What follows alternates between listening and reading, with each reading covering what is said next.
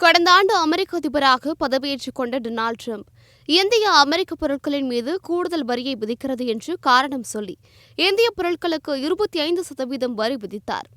தொடர்ந்து ரஷ்யாவிடமிருந்து கச்சா எண்ணெயை இறக்குமதி செய்வதாக குற்றம் சாட்டி மேலும் 25% வரி விதித்தார்.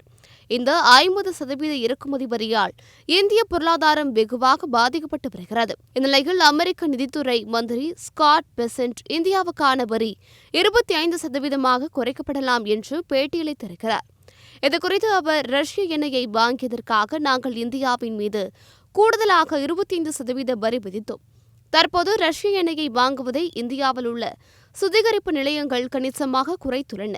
இந்திய சுத்திகரிப்பு நிலையங்களின் ரஷ்ய எண்ணெய் கொள்முதல் சரிந்துவிட்டது. அது ஒரு வெற்றியாகும். இந்தியாவின் மீதான வரிகள் இன்னும் அமலில் உள்ளன. அவற்றை நீக்குவதற்கு ஒரு வழி இருப்பதாக நான் நினைக்கிறேன்.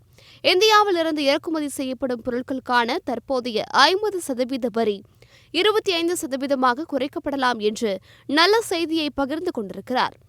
இந்தியா அமெரிக்கா இடையில் வர்த்தக பேச்சுவார்த்தை நடைபெற்று வருவதால் விரைவில் இந்தியா மீதான வரி விதிப்பை தளர்த்தி ட்ரம்ப் அறிவிப்பார் என்று எதிர்பார்க்கப்படுகிறது.